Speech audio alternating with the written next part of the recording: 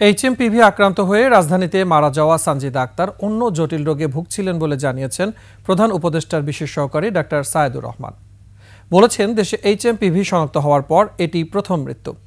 ভাইরাসটির কোনো টিকা এখন আবিষ্কার হয়নি, তবে আতঙ্কিত না হয়ে স্বাস্থ্যবিধি মেনে চলার পরামর্শ দিয়েছেন প্রধান উপদেষ্টার বিশেষ সহকারী। মফিউর রহমানের রিপোর্ট।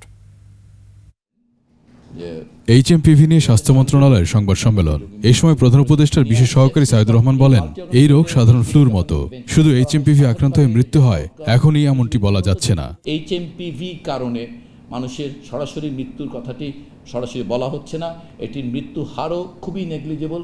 কোথাও কোথাও এটাকে 1000-এ একজন বলা হয় বটে, কিন্তু এটা সুস্থ মানুষের ক্ষেত্রে তাও না। অতএব একজন মানুষের সার্বিক সুস্থতা, তার ইমিউন স্ট্যাটাস, তার অন্যান্য রোগের উপস্থিতি, এইগুলো নির্ধারণ করে এইচএমপিভি দিয়ে ওই মানুষটি আসলে কতখানি ঝুঁকির মধ্যে আক্রান্ত হবে। 250-টিরও বেশি ডিজাইন অপশন নিয়ে ওয়ালটন স্মার্ট ফ্রিজ, বোঝে আপনার প্রয়োজন।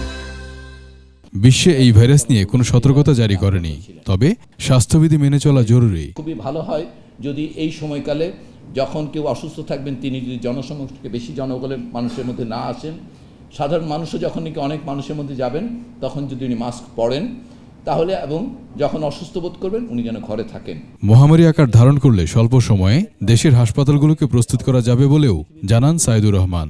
কোভিডকালীন প্রস্তুতি, সেটাকে আবার রিজুভিনেট করে সাজিয়ে নিব আমরা, যদি কোনো দুর্ঘটনা ঘটে যেন আমরা দ্রুত রেসপন্ড করতে পারি।